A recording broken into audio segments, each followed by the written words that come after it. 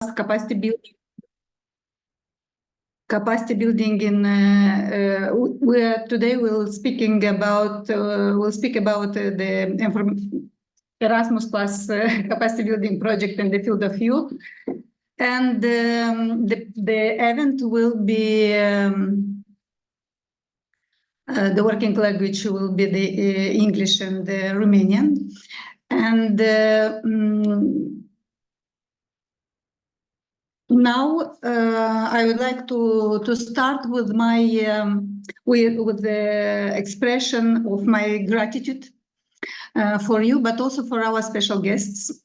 First of all, from our guests from the National Agency for Development of Youth Program in Moldova, from our colleague from the European Education and Culture Executive Agency, with our cooperation partners, Info Center for Erasmus Plus Youth and European Solidarity Corps in Moldova.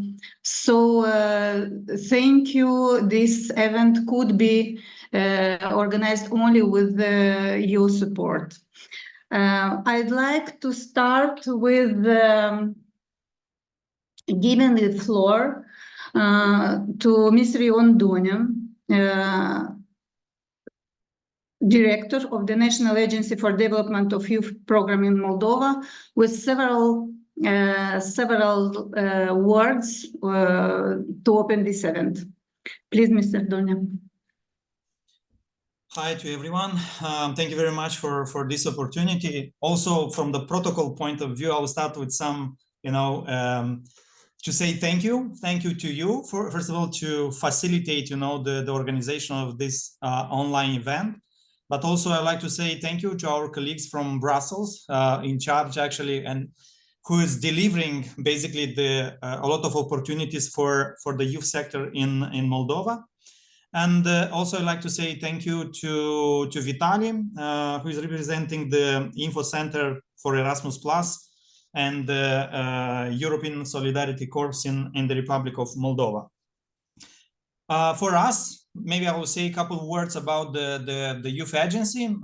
Basically, we are a public entity under the Ministry of Education and Research. We are in charge for the policy implementation. So we are running a lot of programs, especially dedicated to the youth centers, to the youth organizations, to youth councils, and also to to support the youth work, but also the policy development at the local level, because investing at the local level, I think it's very important.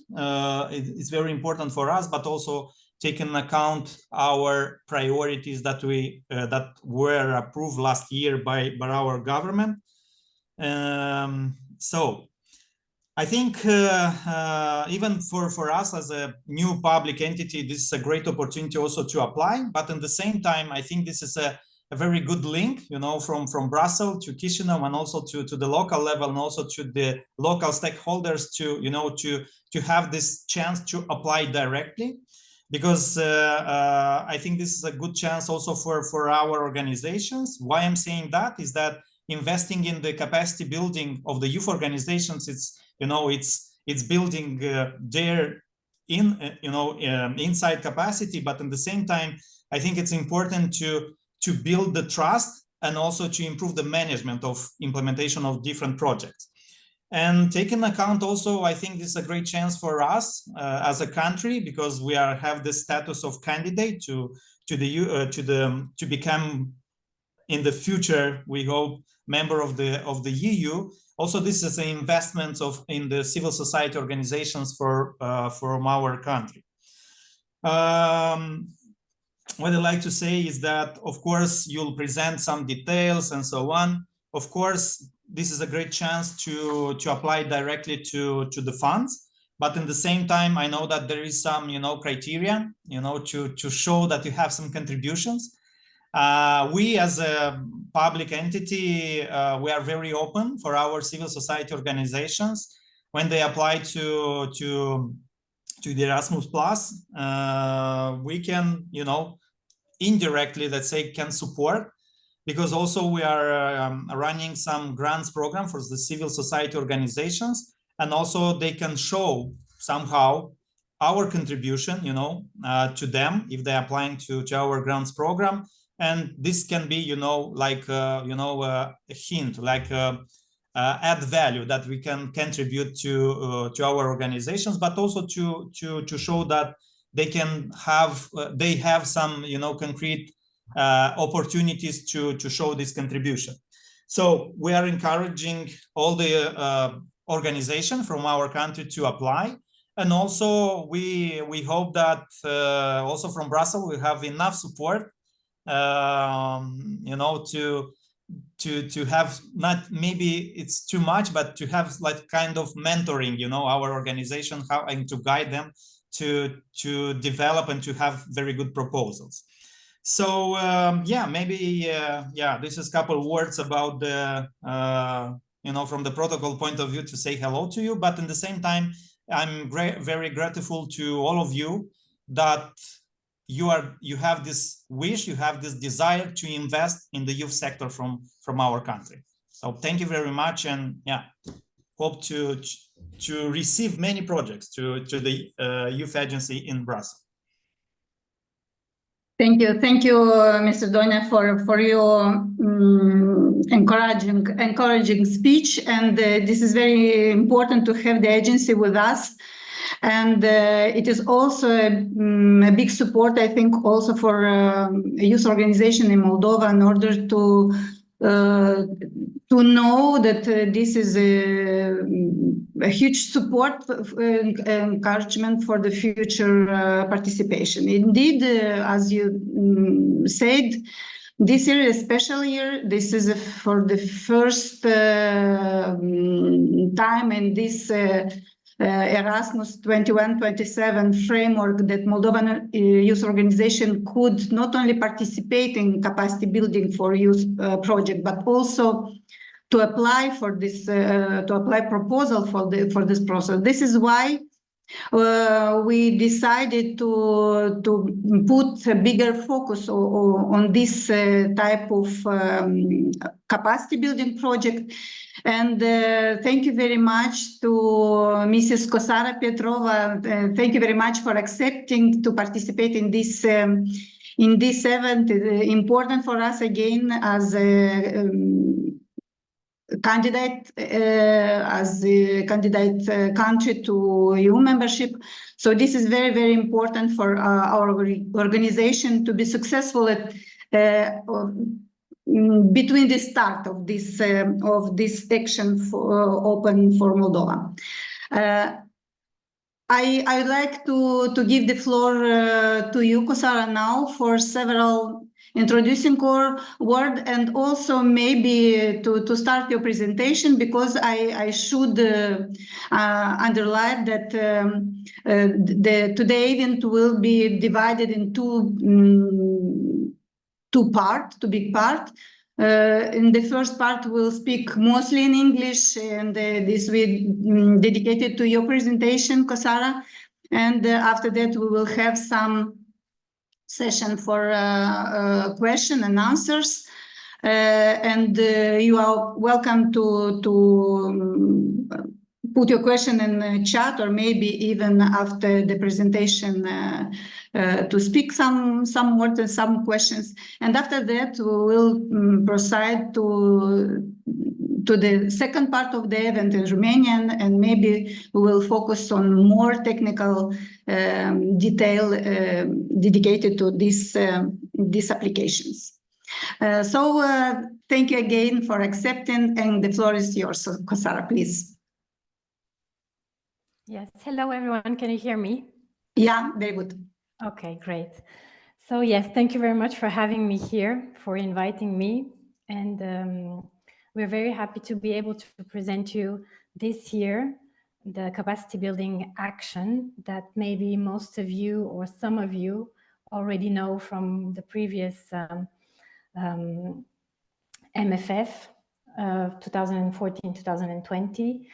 But yeah, today I would like to present you the new one, and I'm happy to see that so many persons have joined. So it's great. Okay, so my presentation, I don't know, are you able to have it on the screen or it's up to me?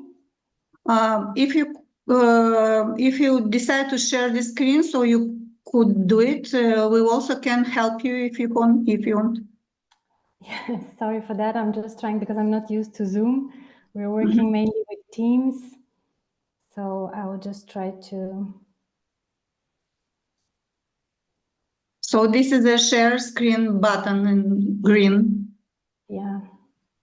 Okay.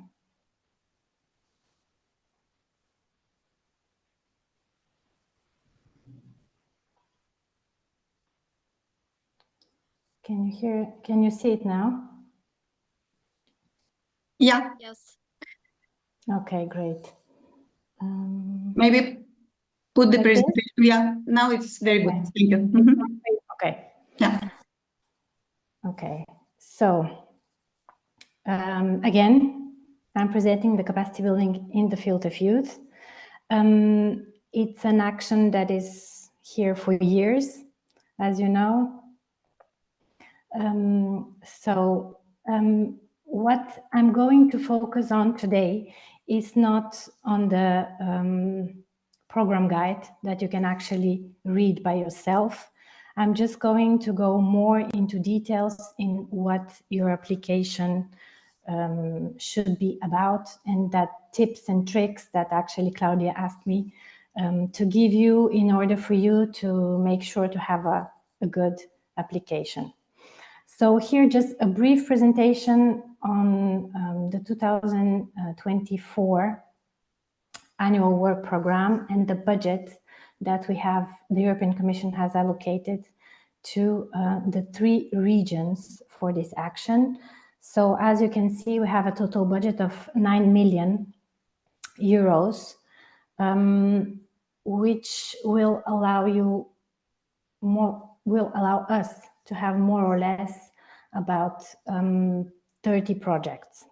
So the maximum amount per project is 300,000 euros and the minimum is 100, but okay, that's the maximum. So as you can see, region 1 is the Western Balkans. Region 3, we're talking about the South Mediterranean part of the program. And then region 2, the one that you're concerned, is the Eastern Partnership with Moldova, Georgia, Ukraine. And then we have Armenia and Azerbaijan, but that can join only as partners. Very briefly, the objectives of the capacity building youth. Again, you can read them in details in the program guide. I don't know, it's page 350 something, if I'm not wrong. So yeah, we want to raise the capacity of organizations working with the youth population. We want to promote the non-formal learning, to foster the interregional cooperation and synergies with formal education systems.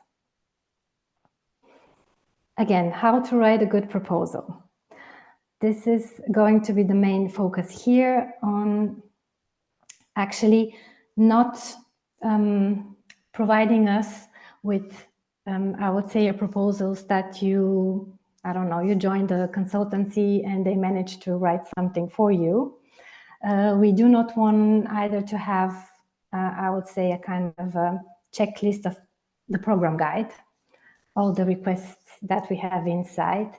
We really want to have innovative ideas, I would say, or something that you already know works or has worked in previous, I would say, projects that you have implemented.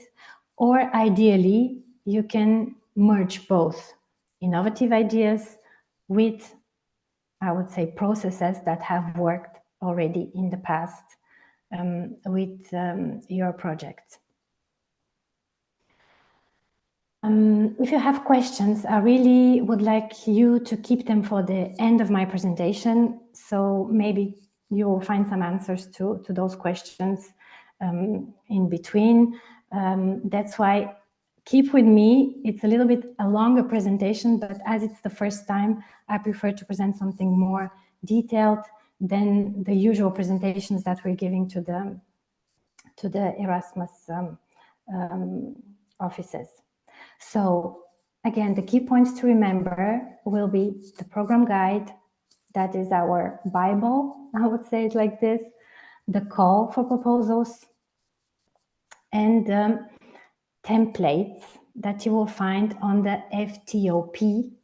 The FTOP is the Funding and Tender portal. That is also a new portal in comparison to the previous multi-annual framework program. So we're working now with this new tool and the program guide. So yeah, those are the tools that you should keep in mind. And the second part is the checklist. So the checklist, I'm going to give you a kind of checklist that you really need to keep close to you by writing down your proposals in order to be sure that your proposal is going to be eligible, because you can have a great project, but once you miss one of the eligibility criteria, it's a pity not, to be excluded very early in the call, in the selection process, sorry. So again, the award criteria are really central to your well-written proposal. What is a good proposal? So your proposal must be aligned to the objectives and the policy priorities of the action. You will find those in the program guide. The award criteria, also that are complying with the quality standards, and a complete application package. A complete application package will include all the templates that you will find again on the Funding and Tender portal, and the criteria of admissibility and eligibility that we will go through here. A little bit of redundant information, but better you know it.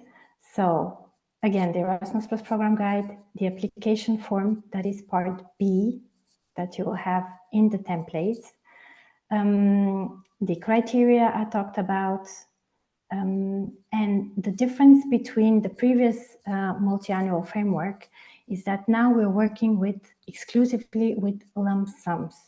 So those who are used to work with on a budget-based budgets, it's not the case anymore. We're really working with lump sums. So how to submit your project? You exclusively can submit your project through the Funding and Tender portal. You will find all those links in the presentations. I'll give it to Claudia, or Claudia will send it to you. So you will be able to attend directly those links. And I really invite you to read all the online manuals, because again, it's a long process to the technical process to apply. So you need to be really familiar with the tool. It's not a difficult one, but when it's the first time, you may have some, you may take more time than usual to apply. But you will find everything on it. So you have the presentation, how to submit your application, how you should fill in your documents. And again, we have also created CBY Info Day page on which you have videos, tutorials, and everything that you may need to submit your project proposal.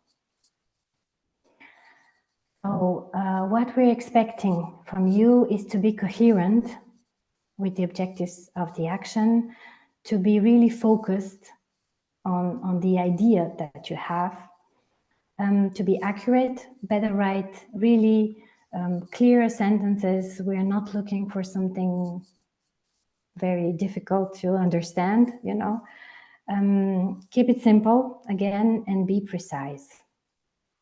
What you should not do, or better not do, is have those long sentences using jargon or acronyms, so that we have to go and check really what you meant with the ideas that you had.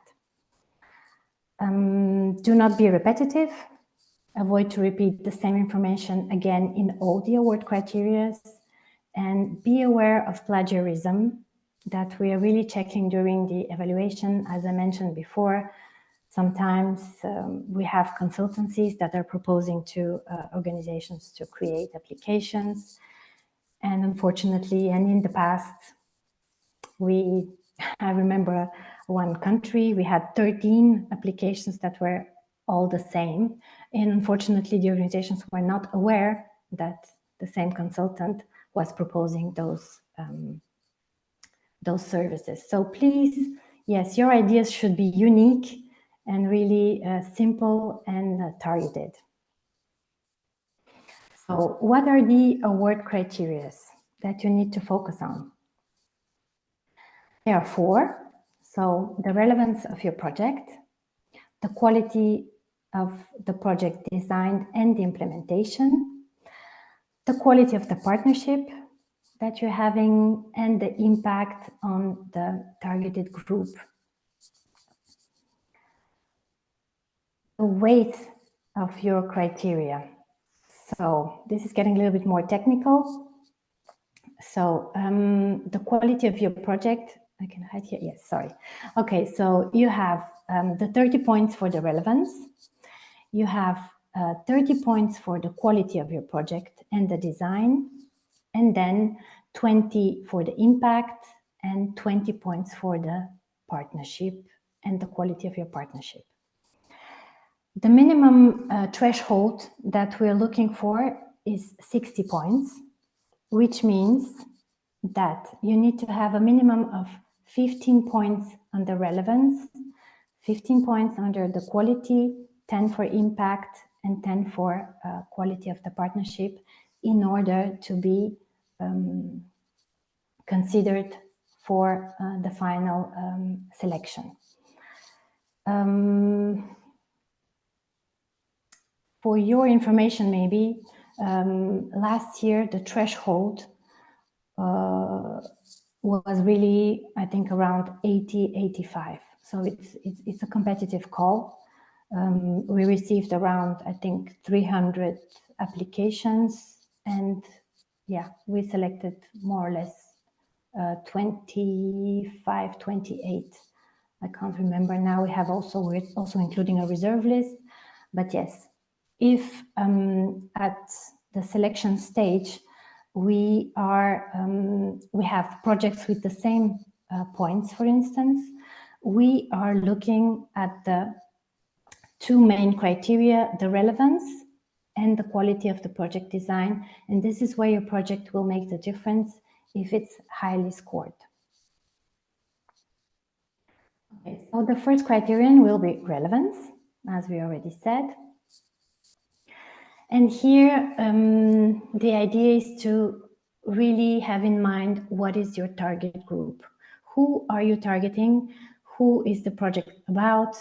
And what would you like to achieve for this targeted group? So clearly define the subject to whom the project is dedicated. This should be visible throughout all your proposal in all the criteria. It has to be like a red line that you're following. And don't forget that we're really focusing on young people with fewer opportunities. I have included through the presentation positive and negative evaluations and feedbacks from experts that we received for the 2023 evaluation. So this may help you to see how and what is requested and what not to do. So here it's more like a negative feedback that a project received. I can read it quickly. As a project aiming to develop social entrepreneurship initiatives led by young people from vulnerable backgrounds, their involvement is necessary to meet the objectives of the project. On the contrary, an estimate and composition of the young people with fewer opportunities participating in the activities per country, per partner country, is not specified enough. Moreover, the partnership has not demonstrated that it can secure an active engagement with a diverse youth population from the design phase of the planned activities. This is why we're really trying to underline how important it is that your target group is visible throughout the whole idea of your project and how you're going to reach this targeted population.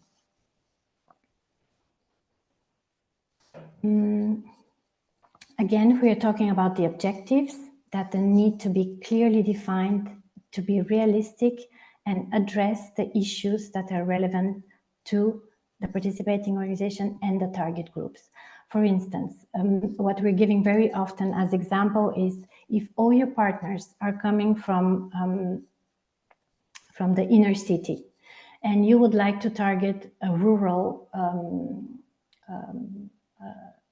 young group of people, you need to make it visible and clear how you have an added value and why your organizations are so are concerned, or how they can help, what are their experience in the rural area, and all your organizations are coming from the inner city. You see what I mean? So here the target group, the idea is to, who is this project for? Is your target group clearly defined, visible throughout your proposal? Is your target group diverse enough, including youth with fewer opportunities? Then what is the problem that you have identified? What are those people experiencing? What are their needs and the objectives?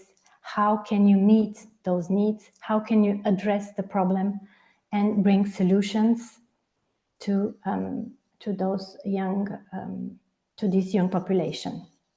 And are the objectives clearly defined, realistic, and address issues relevant to the participating organizations and the target group? So where do you address this in your application? Again, it will be in part B of your application, and it's under needs analysis and specific objectives. So here you're going to be able to describe how you're going to meet and address those needs. Second part, I mean, it's still part of the criterion, but it can give you another, I would say, point of view. So an active engagement with a diverse youth population, as I already gave you the example from the remote and rural areas, and targeting people with fewer opportunities.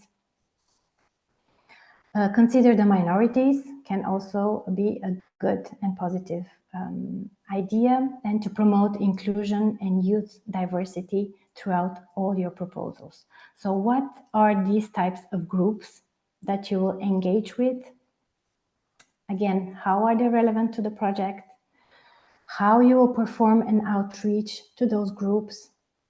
What is the risk management strategy? What will be their role in the project activities? How you would like to enroll them? How are they going to participate? What will be the level of their participations? And again, the practical arrangements in the activities. It might be a little bit theoretical for you, but once you will start to dive, I'm sure you will, and having this next to you, you will understand better what I'm talking about. The needs analysis. What we're seeing very often is just numbers. So here, okay, I'll talk about it later. So here, the needs analysis, this is not a project activity.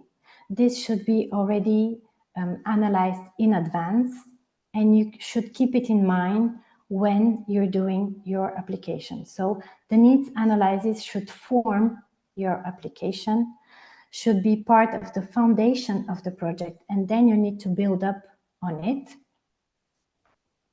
And the analysis should be based on dates, on verifiable facts and figures. So you can give your sources, you can say why you have found out that there was a need in this specific area for you to work on with your consortium of partners. So an example of an identified weakness that we had, so what not to do from the experts, from the evaluations, is, for instance, the needs analysis is confined into a too short narrative of the needs. It's lacking verifiable facts and figures. Or the needs analysis is not based on verifiable facts and figure. We don't know from where you got this idea and how come that it's a need that you have identified. And the last one, concrete data and documents that supports the needs are not mentioned in the project. This does not help for a complete understanding of the problem. So as you know, I mean, experts, they're evaluating those projects, and at the end, we're all gathered and we are evaluating also what the experts have said, and we have a debriefing with all of them. For instance, if we're hesitating between one or another project and we have the money or the budget only to select one out of two. So those kind of remarks will make the difference. This is my point. Again, I'm really focusing on this, but because it's an important part of your project. So it's a multi-level needs analysis that you need to provide. So you may have data relevant to all the countries and organizations that are participating in your consortium and the targeted groups.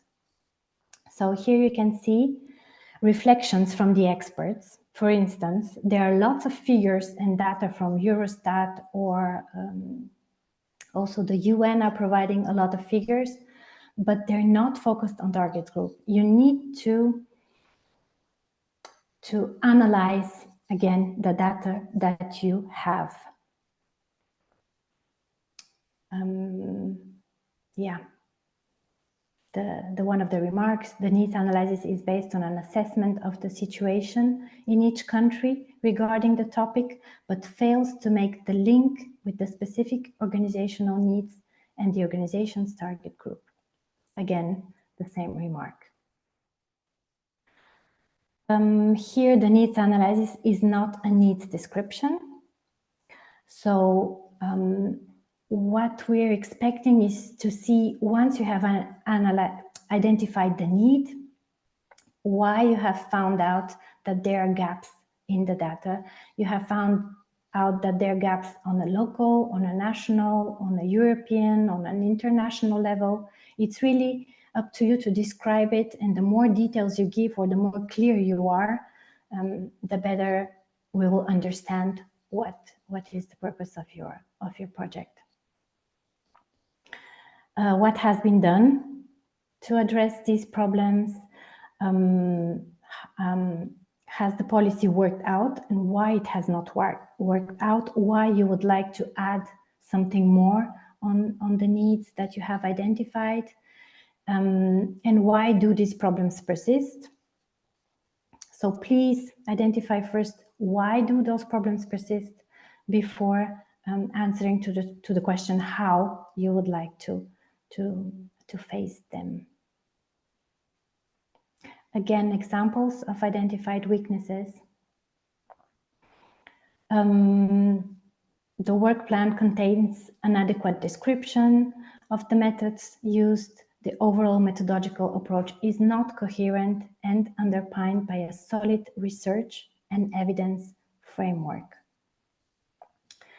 Many shortcomings, then the reflections from the expert, many shortcomings in the logical framework of the project, but there is no link between the needs and the objectives. So clearly having a smooth presentation of your objective and needs will make the difference. Because this is where your project is great, but you may lose points because it was not clearly explained. And the difficult to understand the intervention logic as the target groups are not very clearly identified. So the second criteria that is very important is the quality of the project, the design, and the implementation. So here, I'm starting from the bottom up. So the methodology is very important. So you have identified your target group, okay? This will be part of your award criteria number 1, the relevance. Then you have well developed the needs analysis, again, part of the award criteria number 1, the relevance. And you will build up on those objectives on the basis of the identified needs. This is already part of this second criterion, the quality. And here the importance will be to focus on justifying your intervention and explaining how the activities will meet the objectives that you have previously identified. Justify and explain, the key words here. A kind of checklist here, what the methodology is being used and why. So this kind of checklist, again, please keep it next to you once you start writing your proposal. I'm sure it will be helpful.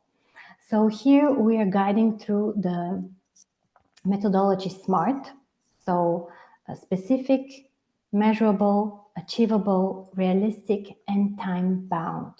This is what will help you in identifying and writing down your project design. Again, be clear, complete, think about how you will address and ensure the quality of the results that you're focusing on. Have the appropriate phases for the preparation, implementation, monitoring, evaluation, and dissemination. So those are really part of a project, as you all may know. Why is your methodology suitable to achieve the project objectives and the identified needs? Have you appropriately considered the links between the methodology and the needs, the objectives, the targeted groups? Why the quality of the non-formal learning methods proposed will be ensured? How is the methodology applied in the activities? So have you determined expected outcomes and how will you monitor the achievement throughout the project implementation? Have you created a logical and consistent visual roadmap for those who are used with this kind of way of working for the projects? Is there a consistency between the objectives and the activities proposed? What are your outcomes? And the very important point here is the cost effectiveness. I will explain to you a little bit later what we're focusing on here. So again, the risk analysis. Have you identified the critical risks? And explain how you're going to manage if there are some risks. Here, for those who are used with the previous MFF, you will find a new way of creating your project. So we are working with work packages, and here we have some tips on how many work packages will be good to have in your project and what it is about. So a work package, it's a major subdivision of the proposed project. It is not a single activity. What is not is also a single task. it is not a percentage of progress of work. So this is more or less what we see in the proposals that are poorly scored. And what is not also a work package, it's a lapse of time in generally activity, let's say, yeah, activities of year number 1. So what is a work package?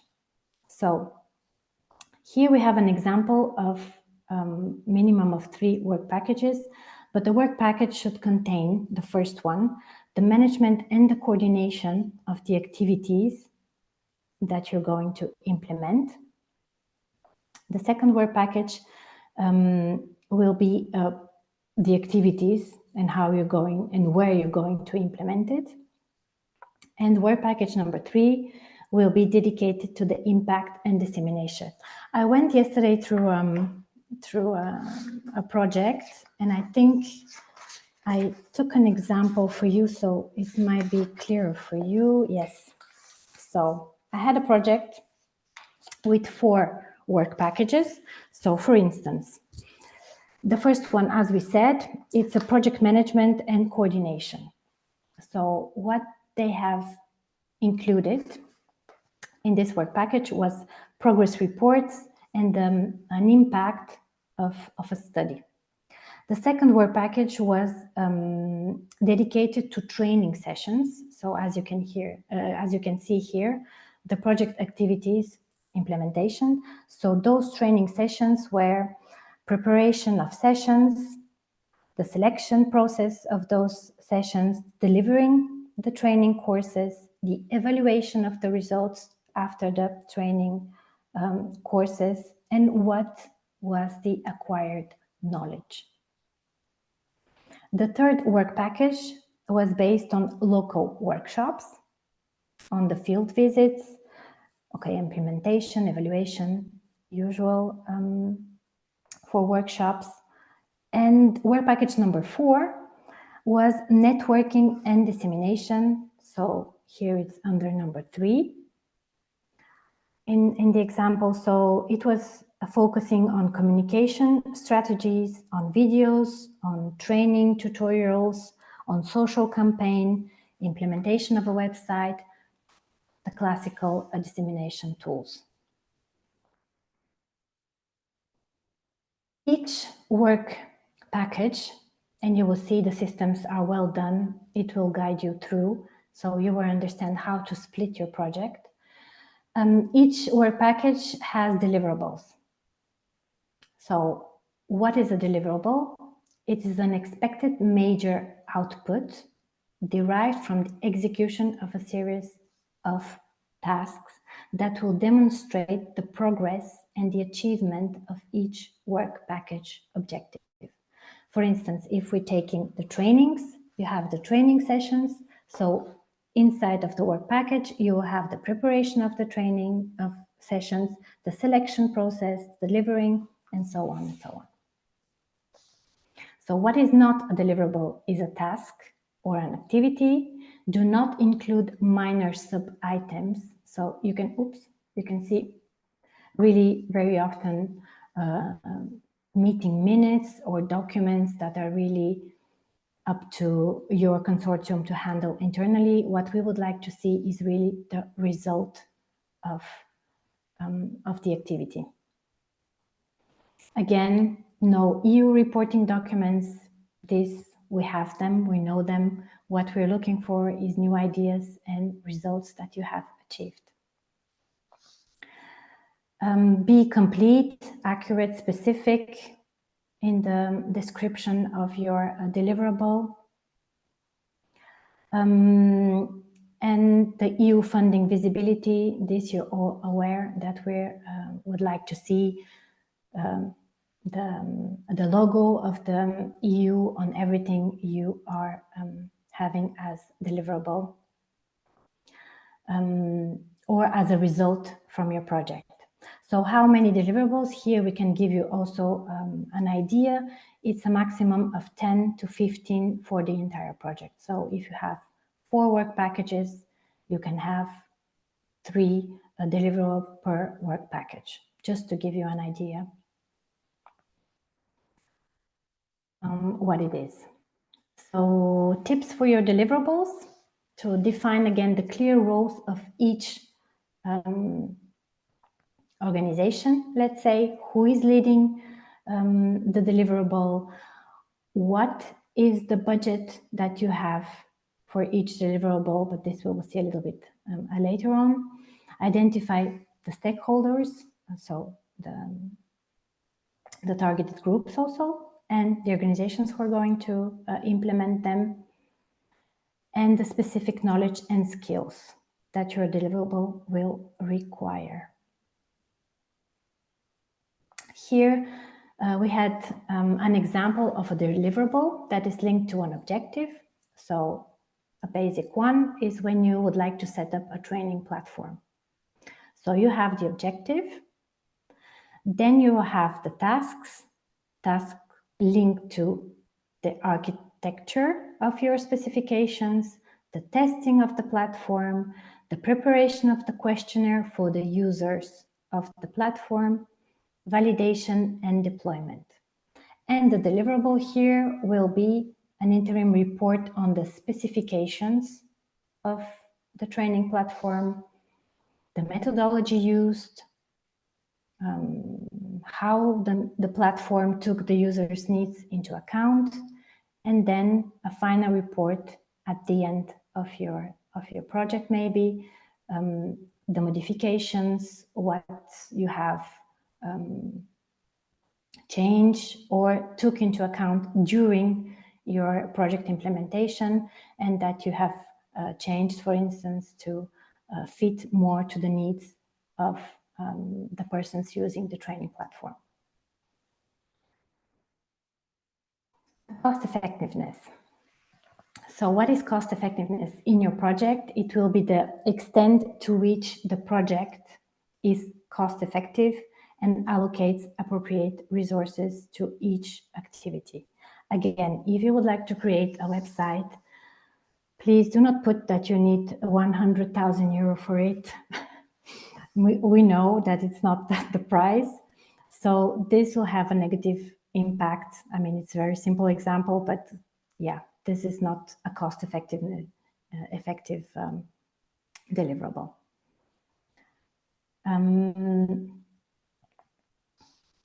What is cost effectiveness here? You can see it's value for money, allocation between the partners of the budget that ensures, in fact, the commitment. So it's not the coordinator taking 50% of the grant and giving a little bit to all the other partners. It's really having a balanced budget between all of you and, of course, coherent with the tasks that each partner is going to implement during the project.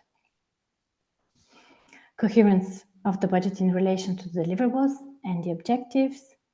Justification in case of a high budget, especially what we see very often for staff costs. And we know that a salary in Luxembourg is not going to be the same as a salary in Bulgaria, okay? And the management and coordination costs proportionate to the number of partners to coordinate size and geographical coverage of the project. So these are points that are really evaluated by the experts by going through your project. Another slide, again on cost effectiveness. And this is, you can see here, an example of the way you're filling in Annex 2 of your application. As I said, it's based on lump sum grants. So you can see beneficiary A, beneficiary B, C, those are your partners. Here we have an example, and then work packages, work package 1, work package 2. Let's say you have only 4. So how you're going to redistribute the budget here according to your partners and activities you're going to implement. So you need to have a coherence here also that is going to be visible through the financial part of your project. So the proposed budget is proportional to the project outputs, expected results, and with the proposed action. Budget must be detailed, clear, and justified. More or less a logical part of everything I said until now. So some recommendation here on the financial part. So how to know whether the costs encoded are eligible, how to know what is subcontracting. Please, I would like to focus here. Do not subcontract 30–50% of your project to external providers. I mean, the idea here under this action is that you as partner, as a consortium, you have the know-how, at least in between you, and you're able to implement 90% of your project without subcontracting. All the tools, the knowledge is within your consortium. So how to know more on examples of employment type of contracts and this kind of financial things, you can go, again, here the link, you will have it.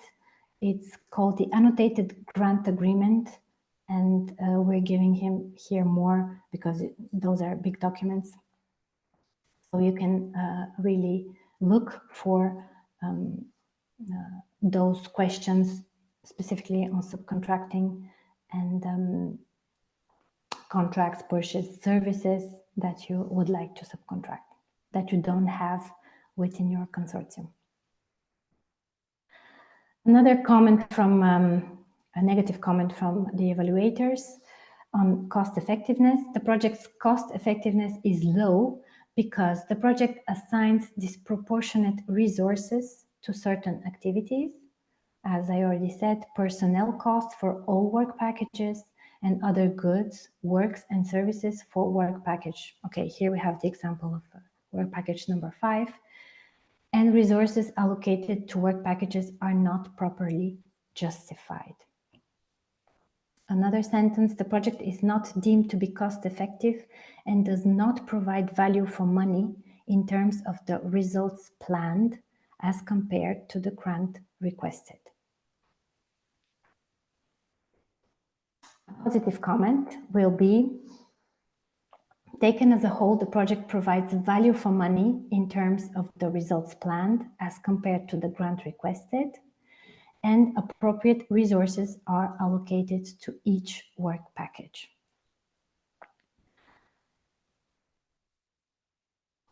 So, where do you include the financial resources and the human efforts? It's called human efforts in your application. So you have the Excel file that is called detailed budget table within your application. It's an annex to the technical part B. You'll have a look on those templates if you haven't done already. And here our tip will be to make sure that you fill in all the tabs of the Excel file, because sometimes you really have one tab that is filled in and the other ones are completely forgotten, and this is not what we want to see in your application. Again, budget tables you have also in part B, but they should not be filled in. It's really, you will see a general request on the total amount that you would like to receive for the implementation of your project. So those two criteria, the first one, relevance, and the quality of your project, are really the main two criteria that we're focusing on. The criteria number 3 is your partnership. So the quality of your partnership and the cooperation arrangements. Again, is there a mix of knowledge within your partnership, a mix of expertise, of experiences? Are you obliged to look for it from outside, from experts, from subcontracting? We would like ideally to see that you have selected partners with different skills that you're all able to mix and deliver something of a quality. This is the idea here. Does the distribution of responsibilities and tasks demonstrate the commitment and the active contribution of all participating organizations, so that you haven't put in the corner one of your partners just for, let's say, to meet the eligibility criteria, but that you really have everyone included and active in the purpose of your project? Do you have an effective mechanism for coordinating and communication?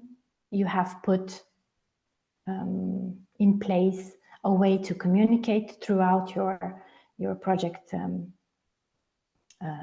timeline. Let's say you have 24 months in working through, and you're able to engage with partners that are available.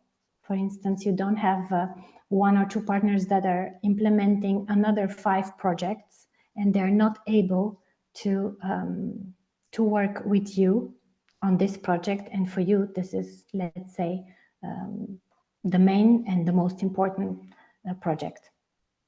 So those are kind of things I really advise you to ask once you create your partnerships, and to make sure that you also have enough staff within the organizations. We know that NGOs, they're generally small ones, and when you have 2 persons working and they're already overwhelmed, let's say, with another 2 projects ongoing, it will be difficult for them, and this is a risk that you can identify from the beginning, that they will not be able to implement maybe the quality that you're expecting from this partner. Reflections from the experts. Again, you can go through this. I don't want to, I don't know what is the timing. Don't want to take a lot of time and give you time maybe for questions. So the description of the organizations involved were too short or poor overall. They should be described what they're good at. So you have a specific part in which every organization is able to present themselves, and the staff also that is going to be included, and what the organization is doing and how they can be able to give an added value to your project. Criteria number 4 is the impact that you will have on your target group. So what is the impact? Define the expected short, medium, and long-term effects of your project. This is really important, not to focus only on one effect, but really try to describe until the long-term effect of your project. How will the target group benefit concretely from your project? What would change for them?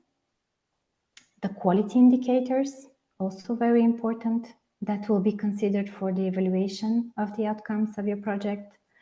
The potential impact on participants, on the organizations that are outside of your project, again, on the local, regional, national, international level. The quality of your dissemination measures and the plan. What are the materials, the documents, the media you would like to use? This is really up to you to describe and to explain. And finally, the sustainability of your project should be guaranteed. How to continue having an impact on the targeted group even after, let's say, the project has been terminated. Tips for the impact. So analyze what you have produced. So who should it be shared with? Why, how, when? Basics. Consider the connections you have made. How can this collaboration be continued? Identify elements that will require the funding to be sustained. How can our own resources be used? How can we generate further funding internal, external, for this project.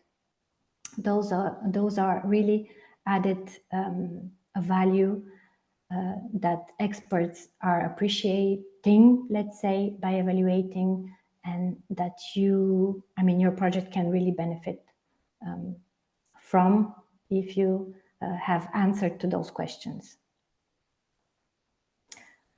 Again, I'm not going to read those, but you will be able to see the positive in green and negative comments in red. Maybe just one: the plan for ensuring the sustainability of the project is insufficiently addressed. For example, the consortium can produce results after the funding. For instance, sharing the digital content, maintaining the website, yet the plans for transferring the project results to other organizations are insufficiently addressed. So you may have this in mind, but please write it down. Please make sure that you explain how the plans for transferring the projects to other organizations, for instance, as it is the case here, is really detailed and explained so that the evaluator can understand.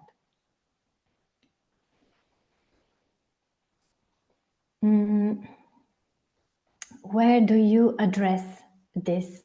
Criteria number 4 is under sustainability and continuation, again under part B, 3.3. So this is really technical for you to make sure that you write it where it has to be written. And here, yes, it's a resume of a checklist that, again, it's good that you have next to you before submitting your application, and make sure that you're answering or you're ticking all the boxes that we're going to see here. So the project idea that you have, great, but it's a pity to see that it was not meeting, let's say, the eligibility criteria. For instance, you don't have enough partners, but your project idea is great. And this is why you're not even able to go to the selection process, because you have been already eliminated before because of not meeting the minimum, let's say, of countries to participate in your project. This is the basic idea here. So your idea lines up with the objective of the call that you can find in the program guide and the call. The idea makes sense for the organizations involved and their core business. So make sure that your organizations, what they're doing is really corresponding to what your project is going to be focusing on. The partner search. Here you can have, we have 2 tools, in fact, that you can use. The one is on the funding and tender portal.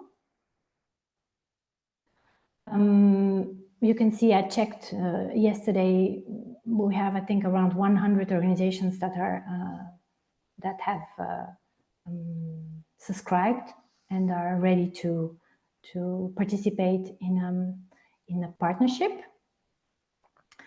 For those who are used to the old program, and you can find it also online, you have the Erasmus Plus project result platform, on which you can also check for partners, for organizations in the field of the projects that you would like to implement. So it's a really great tool also to find out organizations per country and per, I would say, core tasks or what they're doing. So again, a checklist for you. I have checked the eligibility of the partnership. The application involves the minimum eligible number of partners,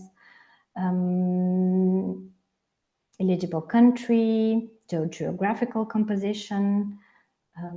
You will see afterwards. I trust that the partners share the overall vision of the project, very important, not to face some issues during the implementation of the project. I have ensured that the partners will contribute to the design, everything that I explained to you before, that you don't have a partner just really doing the minimum because they're overwhelmed with something else, or because they don't have the staff, for instance, to be able to implement the activities on a local level, for instance.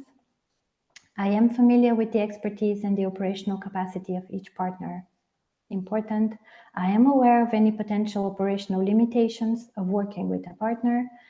The nature of the partnership and the capacities of each member have been taken into account throughout the drafting of the proposals. Make sure that everyone is involved during this procedure, so there are no surprises. Once the project has been selected and you're calling your partner and they're starting to think, oh wow, how am I going now to fit the activities you have written within the next 6 months, for instance. Compliance with admissibility and eligibility criteria. Those are redundant, but I hope you're at the end you will be able to meet them without any issue. Again, I have read and understood the admissibility, eligibility, and exclusion criteria of the call, the program guide. And after the above, I have doubts concerning an aspect of the admissibility. And then you contact us, and your doubt isn't a no doubt anymore. It's going to be a confirmation. I have verified the eligibility of my partners and the composition of the consortium. I have kept the eligibility criteria in mind throughout the drafting of the proposal, including in the design of the activities, the venue of the activities, the duration of the project. Please don't write down, for instance, as you know, that duration is between 12 and 36 months. Do not write down 11 months, because this is automatically eliminating you from the application stage. I have reread the proposal a final time to check against the eligibility criteria. I have verified that my proposal and all mandatory annexes respect the templates provided, are required, and are readable and accessible. All those, this checklist came out because of all those things that we have faced during for some of you it might be really obvious, but at least you have it written down. And I have respected the deadline to submit my project. This year, the deadline is on the 6th of March. I think it's at 5 p.m. Brussels time. So yeah, try to submit your proposals at least one day before, in case there are too many technical issues and we need to contact the help desk, or you need to contact the help desk, and make sure that you have submitted your proposal. Technical and administrative elements. I have read the information on how to submit a proposal that is on the website of our agency.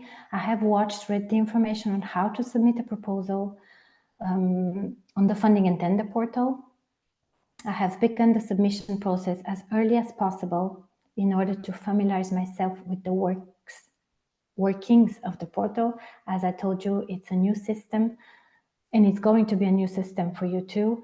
So it's better if you prepare in advance and you're familiar with those video tutorials, and you'll be able to go smoothly through the whole process. I have downloaded and read the template of the application and the necessary annexes. So you will have part B, that is a narrative part, and you will have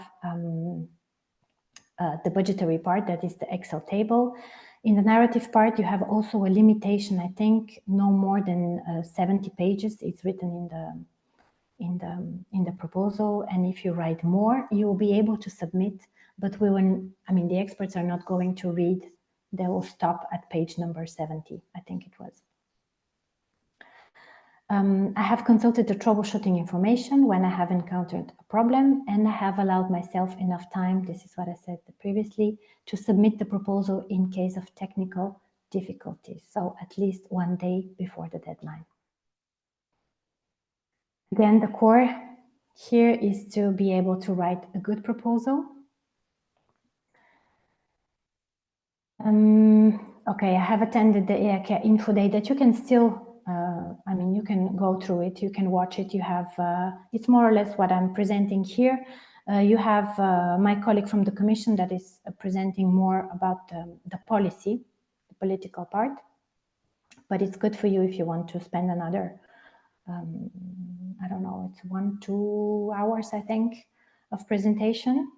You have the action and its policy objectives. I have read and understood the award criteria that we just went through. I have read the application templates and have understood which section addresses which award criteria. I have drafted the proposal with the collaboration of all partners.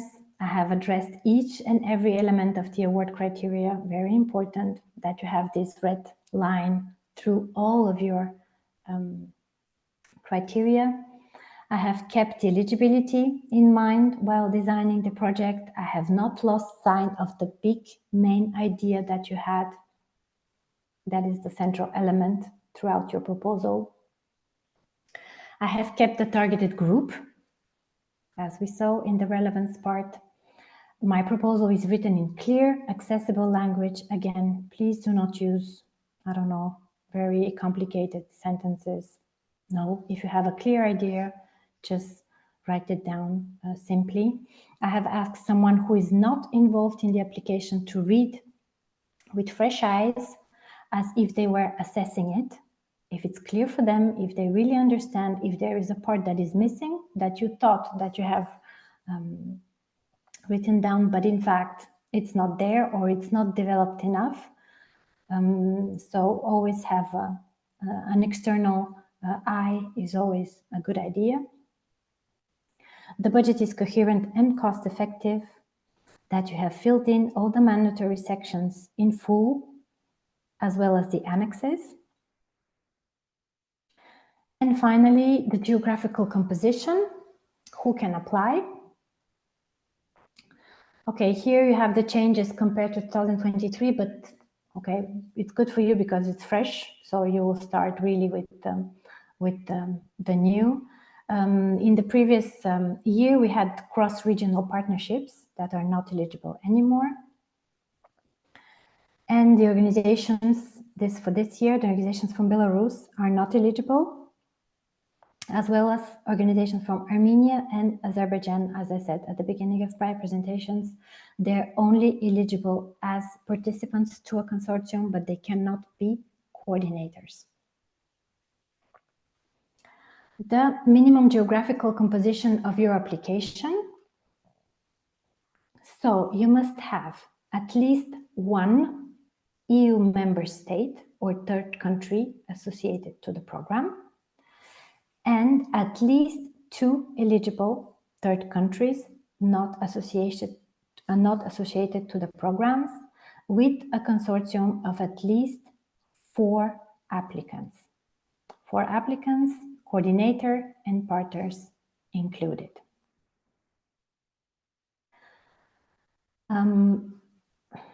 Organizations must be legally established in one of the eligible countries that we said. You have the member states, the EU member states, the third countries of the Erasmus Plus associated to the program, North Macedonia, Serbia, Turkey, and Iceland, Norway, Liechtenstein, and the eligible third countries not associated to the program, Region 1, the Western Balkans, Region 2, the one that you're concerned. As you can see, Armenia, Azerbaijan, Georgia, Moldova, territory of Ukraine, as recognized by the international law, and Region 3, the South Mediterranean countries. So, yes. Again, countries that are not listed in the slide before are not eligible. Please do not include, I don't know, Peru, or, yeah, we see really sometimes applications and we're wondering if someone has read the program guide before applying, but okay, it happens. So this is a warning, I would say. Again, repeating, the eligible geographical composition is made of 4 organizations, 1 legally established in a EU country in green, and 2 from 2 different countries from the orange list, for those who are more color have memory of colors. And finally, I hope you're still bearing with me, you're not falling asleep, the useful links, the Erasmus Plus program guide, the funding and tender portal, and our email address on which you can ask all your questions that you may face during your application. So this is from me.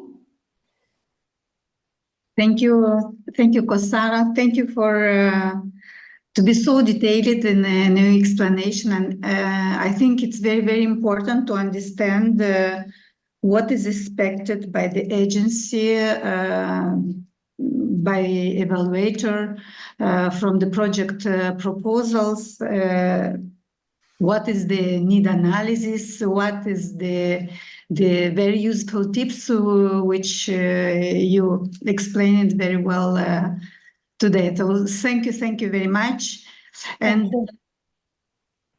yeah, now maybe you have some questions. Please write them in the chat, or maybe raise your hands if you have now some questions, but maybe if not at this stage, because it is very, very overwhelmed. It's a lot of information. It's a lot of information. Yeah, maybe if you will have, we'll explain also from our side, from the National Erasmus office in Moldova, and from the center, information center for Erasmus for Youth. Vitaly could help us also. And if not, we will write to you, Kosara, some questions. Yes. Cannot to explain the situation or answer the question. So thank you very much for being with us. And if you have sometimes, you could be with us during all our meeting. Thank you. So now I think we will switch in Romanian. Maybe we will focus on some technical details. Acum, având în vedere că puțin suntem în întârziere, ne vom stărui să terminăm la 5 sau poate că la 5:15. Dar obiectivul de astăzi este totuși să vă explicăm cum mai bine să aplicați pentru proiecte. De aceea ne vom stărui să facem repede, dar totuși să ținem, să avem o atenție deosebită și la detalii. Aș fi vrut să-i ofer cuvântul acum lui Vitaly Chirhana, deci el este directorul Centrului de Informare Erasmus Plus for Youth în European Solidarity Corp. Vitaly știe cel mai bine experiența Republicii Moldova de până acum. Vitaly, te rog dacă poți să ne explici, eu știu, poate că nu în 20 de minute cât ți-am oferit, dar poate în 15, ce experiență avem noi în Republica Moldova și ce am câștigat până acum. Da, salutare la toți, mersi. Eu mă să mă stau chiar în 5 minute să mă încadrez ca să ofer spațiu mai mult pentru întrebări și clarificări tehnice sau conceptuale vis-a-vis de aplicația respectivă. Succint, noi am avut experiența anterior ca Republica Moldova în runda precedentă Erasmus Plus 2014-2021 pe componenta Key Action 2, Capacity Building in Field of Youth, și această opțiune a fost posibilă în 2017, atunci când s-a deschis pentru prima dată eSIM Partnership Youth Window, oferind posibilitate organizațiilor din Republica Moldova să fie aplicante, și pe atunci erau două priorități, Civil Society Fellowship for Youth și Partnership for Entrepreneurship. N-am să mă opresc despre ce este asta, că nu mai este relevant. Doar să vă arăt retrospectiva acelor organizații din Republica Moldova care au fost câștigătoare, fiind leading partner, da? Fiind organizații care au aplicat și au coordonat proiectele din Republica Moldova. În 2017 au fost 3 organizații neguvernamentale de tineret care au câștigat proiecte Key Action 2. Ne referim la Asociația Națională Tinerilor Manager în Team, care au avut un proiect pe Youth Entrepreneurship in a Modern Society cu un buget de aproape 60.000 de euro. Alianța Studenților din Moldova, cu un proiect focusat pe Capacity Building în Youth and Social Organization, cu un buget de 45.000 de euro. Și Millennium Training and Development Institute, cu un proiect pe Entrepreneurial East, cu un buget de aproape 80.000 de euro. Deci, în 2017, organizațiile din Republica Moldova au avut posibilitatea să gestioneze un buget total de peste 180.000 de euro. În 2018 am avut mai mult succes. 6 organizații din Republica Moldova au fost câștigătoare în rol de coordonatori. Ne referim la Advit Moldova, cu un proiect de peste 130.000 de euro, Millennium, cu un proiect de 114.000 de euro, CNTM, cu un proiect de 112.000 de euro, Generația Tinerilor, cu un proiect de peste 100.000, Generația Tânără și Activă, cu un proiect de peste 89.000 și AVI Moldova, cu un proiect de peste 80.000.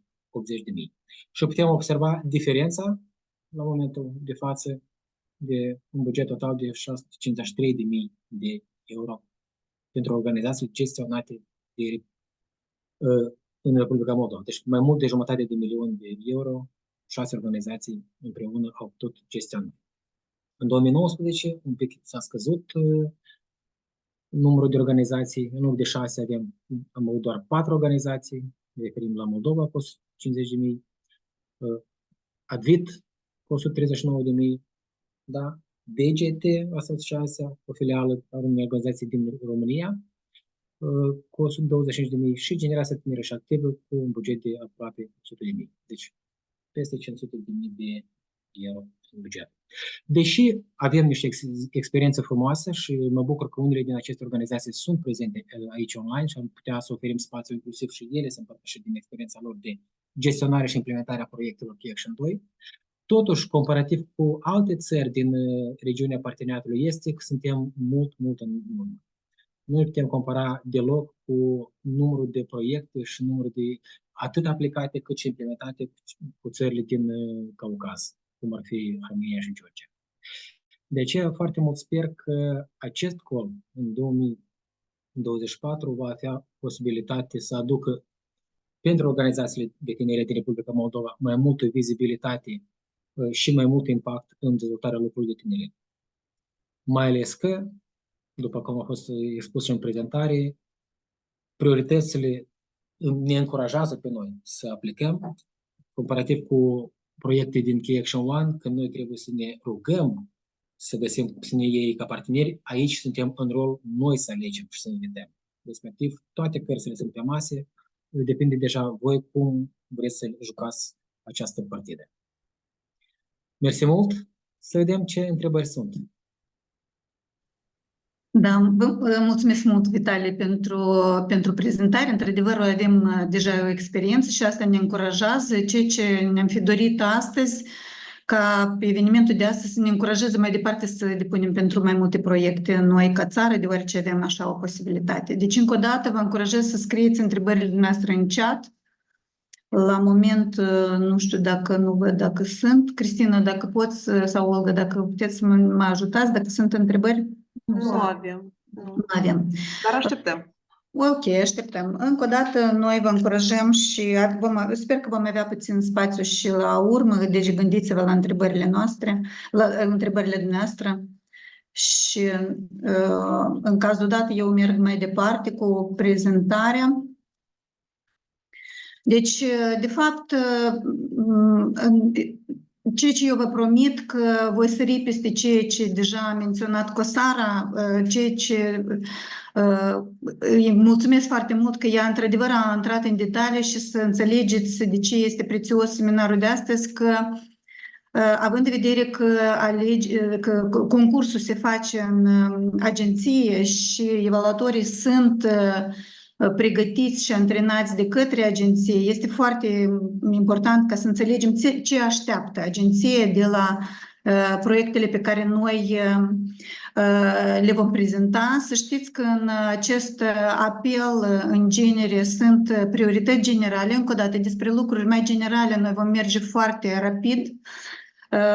Aceste priorități trebuie neapărat să se regăsească măcar una din ele în proiectul dumneavoastră, într-un fel acele obiective pe care vi le propuneți să le legați măcar de una din aceste priorități și ceea ce se va repeta din când în când în prezentarea mea, tot ce faceți, oricare document pe care îl prezentați, neapărat să-l verificați în acele 10-15 pagini care sunt dedicate proiectelor Capacity Building Youth în ghid. Ghidul este foarte mare. Cosara a menționat că la pagina 350 și nu știu cât se află informația respectivă pentru dumneavoastră, dar să nu vă sperie acest lucru.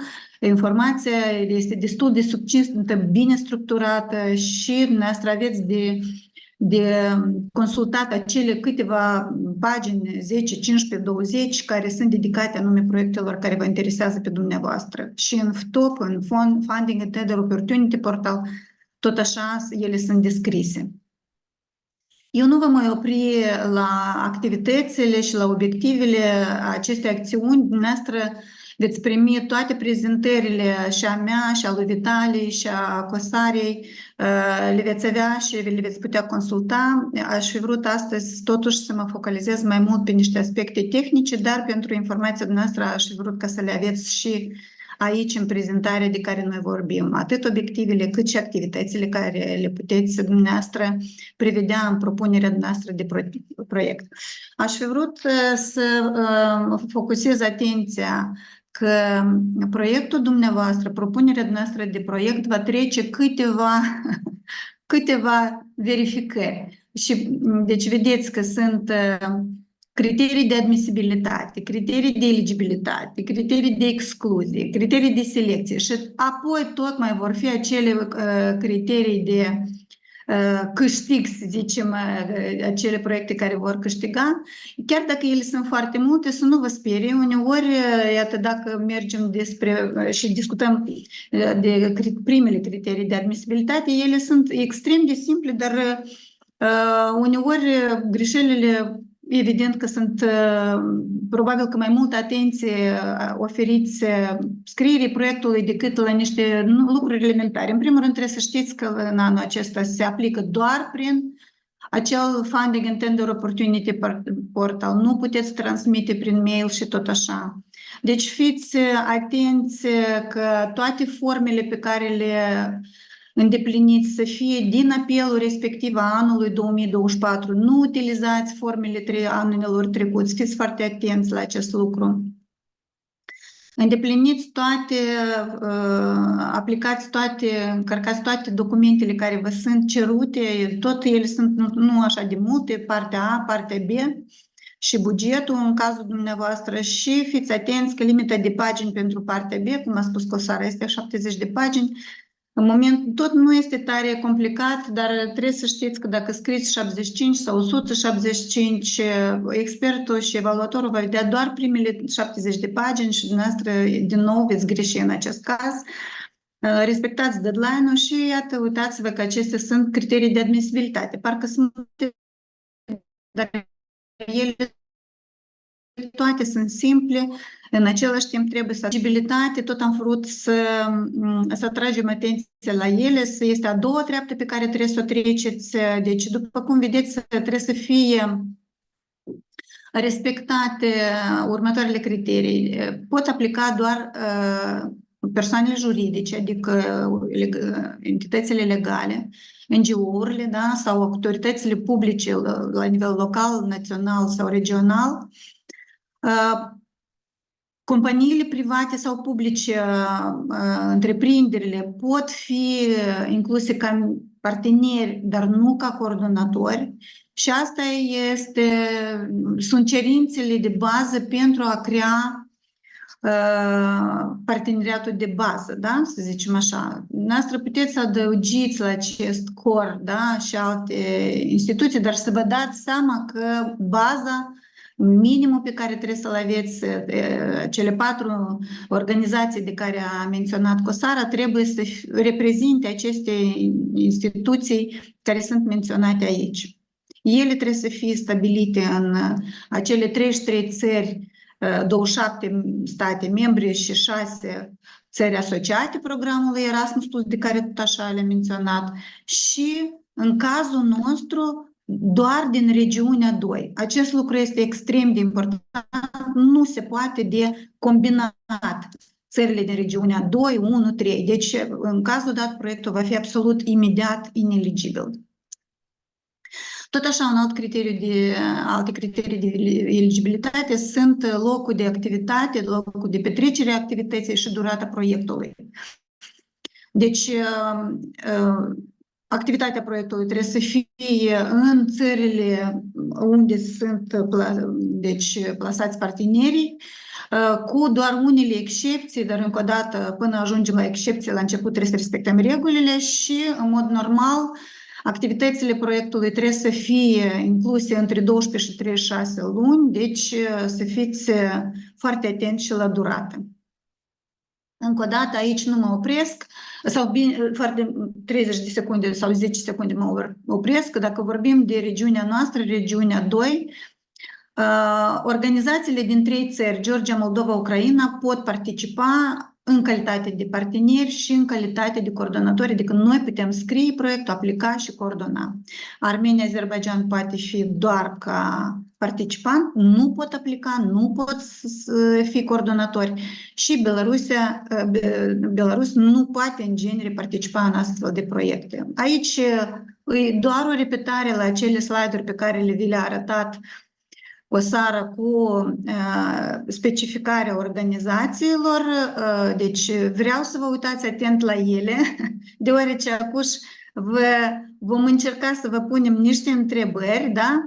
Deci vă dați seama că, sau vă amintiți că trebuie să fie în consorțiu cel puțin 4 participanți, organizații participante, una minimum din țările Uniunii Europene și cele 6 țări asociate și minimum 2 organizații din 2 țări diferite în cazul nostru din regiunea 2. Acum, uitați-vă.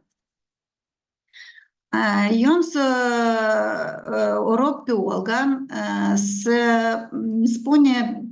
să vă uitați foarte bine la aceste configurații, dar noi v-am făcut așa un fel de chestionar. Știm deja criteriile de eligibilitate și că foarte mulți au căzut la aceste criterii. Noi vă vom da pentru așa verificare 3 întrebări. Pentru configurațiile care? Pentru configurația 2, pentru configurația 5 și 4 întrebări. Configurația 6 și configurația 8. Dumneavoastră doar trebuie să ne spuneți pentru fiecare din ele eligibilă sau ineligibilă este. Dacă vă este totul, dacă se vede foarte bine, vă rog să răspundeți și noi să comentăm aceste răspunsuri. Vă dăm câte? 30 de secunde pentru acest lucru. Olga, dacă poți să comentezi dacă deja sunt răspunsuri sau nu, eu din cauza ecranului nu le văd. Cred că trebuie să le mai dăm timp, că sunt 4 întrebări, poate 1 minut cel puțin. Haideți, da, 1 minut vă dăm.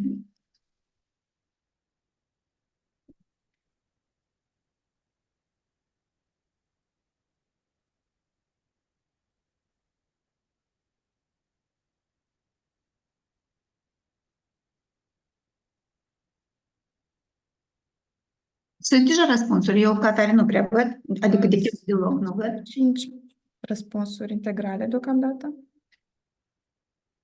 Nu, având în vedere că noi avem aproape 60 participanți, așteptăm măcar 30 de răspunsuri. Deci, curaj! Nu vă temeți să greșiți.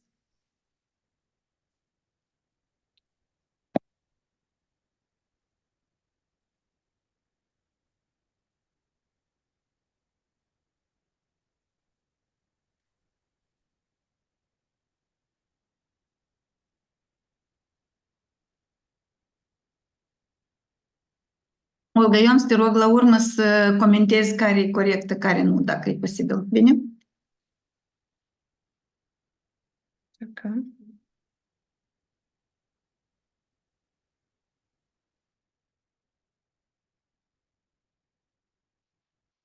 Sau și eu, de fapt, pot. Nu e nicio problemă, oricum.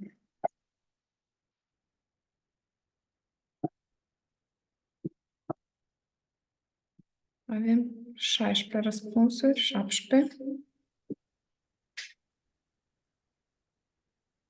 Încă 30 de secunde și nu mai așteptăm, da? Merge? Da.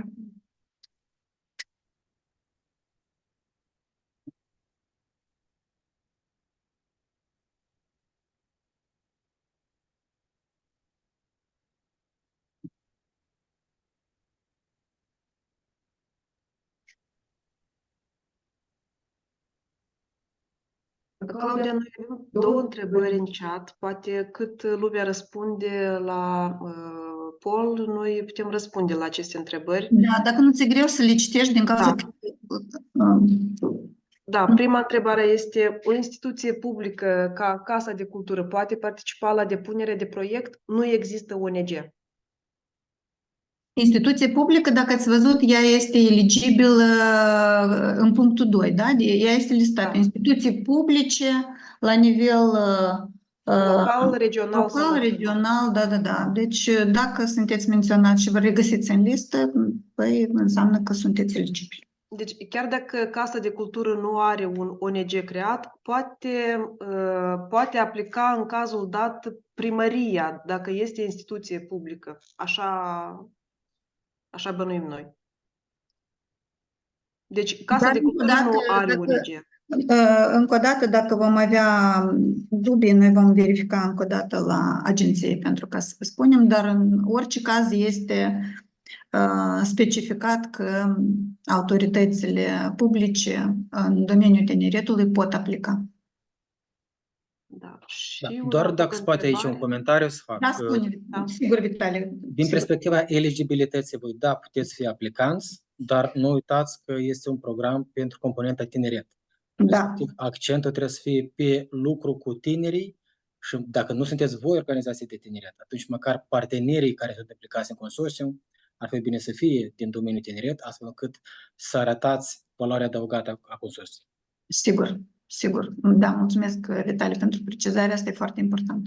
Și altă întrebare, în calitate de studentă, de la Mihaela întrebare, cum aș putea să particip la concursul dat? Unde trebuie să mă adresez? Doar, deci, evident că dacă ați observat, aici pot aplica doar instituțiile, persoane juridice, în situația în care studenții au format o asociație care este persoană juridică și noi știm că avem, deci este, da, noi am văzut între acei participanți înscriși astăzi la seminar, de exemplu, este ESN, noi știm că deja Erasmus Student Network este persoană juridică, deci dacă universitățile au sau studenții au ONG-uri, persoane juridice, ei pot aplica la astfel de proiecte. Încă o dată vrem să subliniem că nu este deschis anume acest tip de proiecte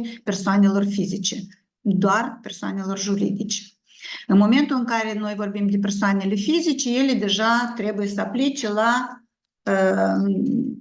și nu în cadrul acestui proiect, este vorba de probabil că de mobilități, deja întrebarea dumneavoastră, atunci aplicați pentru alt tip de proiecte. Cred că deja noi trebuie să închidem, da, chestionarul. Olga, ce rezultate avem? Să trecem deja la comentarii. Așa. 50-50. Deci uitați-vă. Haideți în cazul dat să mergem să discutăm situația 2. Noi avem două instituții, una din Austria, alta din Latvia, deci minimum una avem din partea Uniunii Europene, deci partea asta este eligibilă.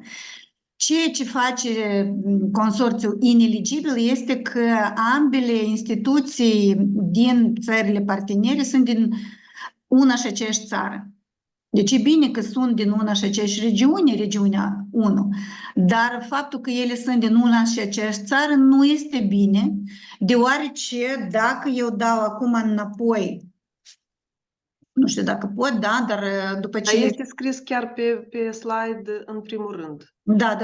Deci trebuie să fie din două țări diferite. Ar trebui să fie, dacă noi vorbim acum de parteneriatul nostru, da, de regiunea 2, o instituție trebuie să fie, minimum o instituție trebuie să fie din Moldova și minimum una trebuie să fie din Ucraina, fie din Georgia, fie din Armenia, fie din Azerbaijan. C'est tout. Deci nu pot fi două, pot fi organizații din Republica Moldova două, dar cel puțin încă una dintr-o altă țară din regiunea 2 trebuie să fie pentru ca consorțiul să devină eligibil. Acum, avem configurația 5 și 6, care sunt practic aceleași și tot așa, după cât eu văd, ezitați între eligibil și ineligibil. De fapt, cam peste tot cam ezitați între eligibil și ineligibil. Deci configurația 5 este eligibilă, configurația 6 este ineligibilă, cu aceleași țări. Cine spune de ce? De ce configurația 6 este ineligibilă? Uitați-vă, în primul rând este scris primul punct, este ocupat de partenerul 1 este coordonator. Vedeți că este scris. În cazul configurației 6, Azerbaijanul este coordonator, dar el nu are dreptul. Deci dacă ar fi Georgia pe primul loc, ar fi coordonator. Georgia poate coordona. Dacă ar fi Moldova pe primul loc, Moldova poate coordona. Eligibilă configurația. Dacă ar fi Ucraina pe primul loc, eligibilă. În cazul, dacă pe primul loc ca coordonator devine Azerbaijan sau Armenia, configurația aceeași absolut devine absolut ineligibilă. Dar în cazul configurației 5, Turcia poate fi coordonator, nicio problemă. Și am vrut să vă atragem atenția încă la configurație. Spania coordonator și aveți țări din două regiuni diferite. Iată, noi trebuie să vă spunem un secret, nu este slide-ul nostru, nu este configurația propusă din nou, este din nou configurația propusă de agenție. Această configurație 8 este eligibilă, ea va trece de primele 3 criterii de care noi am vorbit, însă va scădea din puncte. De ce? Din cauza că sau Armenia și Ucraina, sau Giordania și Maroc va fi tăiat, deoarece nu pot fi proiecte cross-regionale, iar această configurație presupune proiect cross-regional. Deci, un minimum dintr-o regiune, 1 sau 3 dumneavoastră îl aveți în consorțiu, el va fi considerat, dar veți avea punctele scăzute, anume din cauza că tot proiectul este conceput pentru aceste 6 instituții și el devine imediat, automat mai slab odată ce noi scădem toate descrierile dumneavoastră din proiect dedicate acelor 2 instituții care automat vor fi excluse. Deci, cu ce pot să vă bucur? Că toate răspunsurile corecte dumneavoastră le veți avea în prezentare. Vedeți că aici aveți configurația ineligibilă, doar 3 din acestea sunt eligibile, da? A 3-a, a 5-a și a 8-a, toate restul sunt ineligibile, având în vedere că dumneavoastră veți primi aceste slide-uri, veți avea și timp să exersați diferite situații care sunt eligibile, care nu sunt eligibile. Atrageți, vă rog, atenția, parcă sunt simple regulile, dar într-un fel vedeți că nu este chiar așa de simplu de înțeles. Deci care e secretul? Dumneavoastră aveți minimum un partener din țările membre și minimum 2 din 2 țări diferite din țările parteneri. Puteți să adăugați câte unul într-o parte sau în alta, astfel încât să vă configurați frumos configurația. Acum, Sunt criterii de excluziune. Aici, încă o dată, dumneavoastră trebuie să semnați, ele tot nu sunt tare complicate, dar totuși trebuie să știți, nu trebuie să fiți în situație de bancrută, deci trebuie să semnați o declarație de onoare care vorbește despre acest lucru, da? Nu trebuie să aveți procese în judecată pe rol în acest sens. Deci, în cazul în care totul e bine, mergem la următoarele criterii și încă o dată aș fi vrut să vă atrag atenția, iată, la tabelul ăsta. Uitați-vă. Deci, noi vedem rezultatele primelor 2 ediții. Dumneavoastră tot așa puteți prin portalul ăsta, Funding and Tender Opportunity Portal, în selecțiile deja închise, să vedeți rezultatele și dumneavoastră. Deci, ele sunt publicate, sunt absolut deschise pentru toți. Deci, vreau să vă atrag atenția. Uitați-vă, în primul apel au fost depuse 227 de aplicații.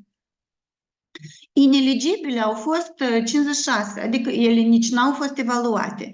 Situația în următorul an a fost mai bună, ineligibile au fost doar 23. Însă, conform acestui portal, în anul 2022, mai sus de 60 de puncte au luat 94 de proiecte, deci concurența a fost destul de înaltă și doar 28 au fost din acele proiecte care au luat totuși peste 60 de puncte, doar 28 au fost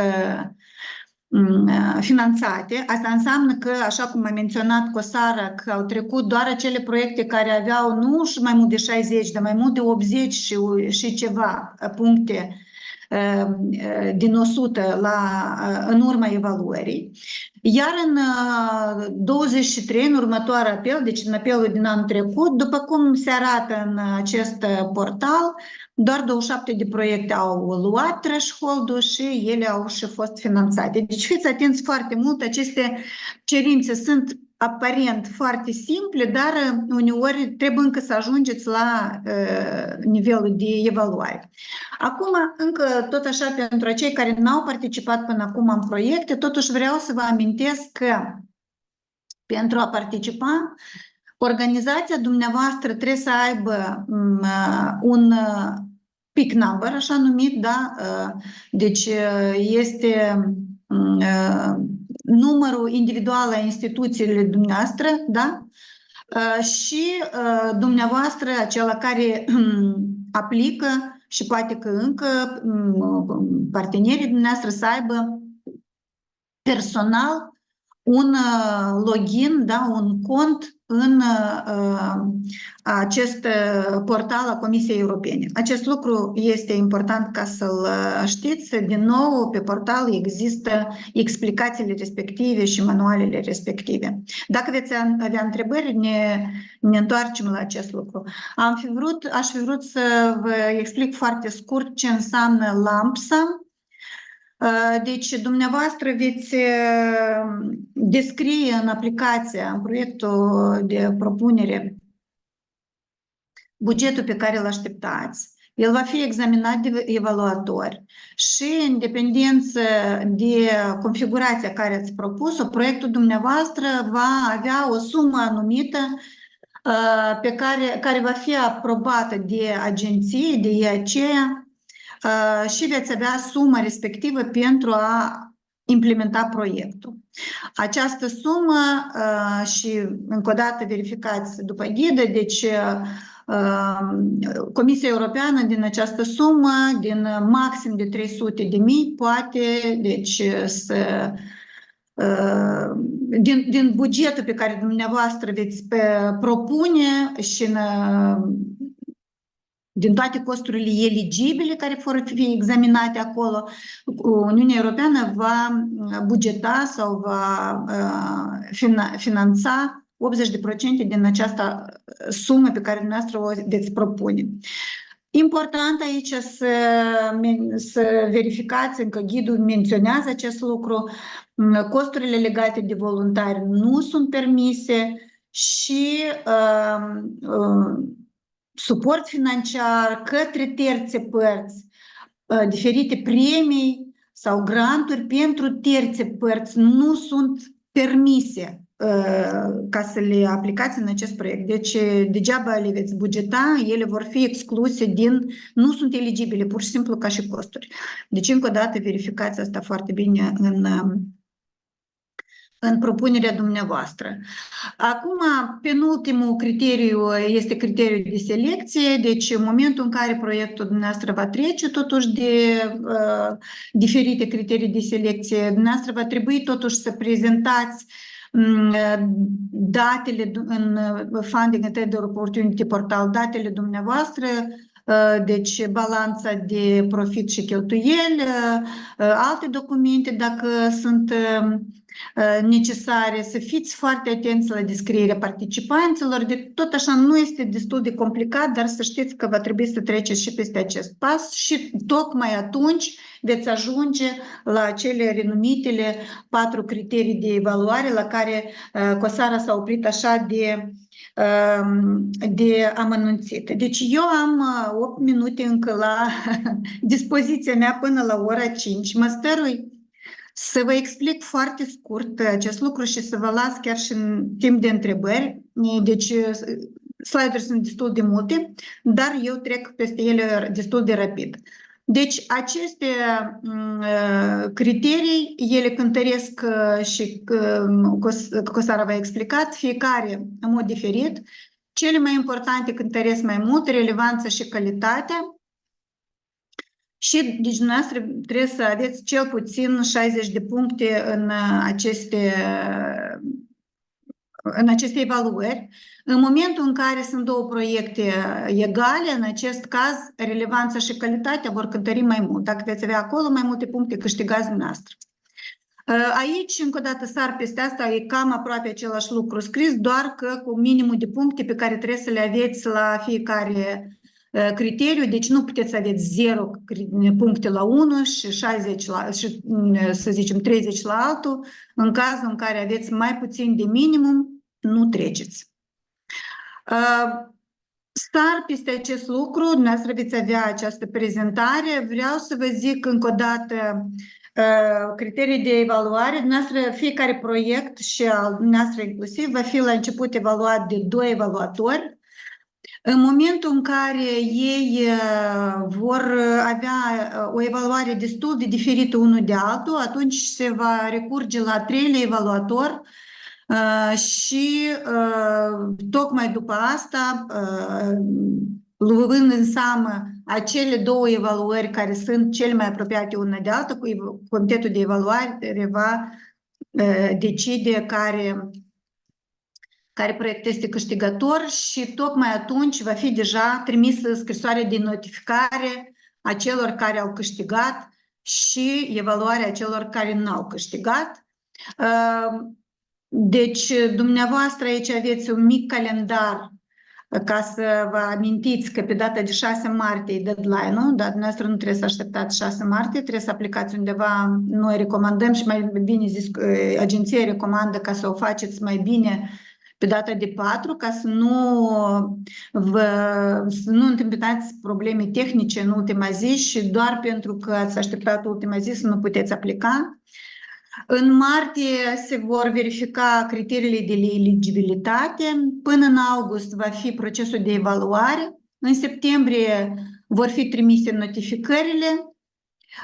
După septembrie, în octombrie-noiembrie, va fi procedura de semnare a agreementului, da? Deci ea durează 2 luni, ea tot necesită o anumită pregătire și tocmai după semnătură, după aceste 2 luni, deci este și aici o procedură care toate este făcută prin Funding and Opportunity Portal, doar atunci deci proiectul dumneavoastră va putea demara, va putea să înceapă implementarea acestuia.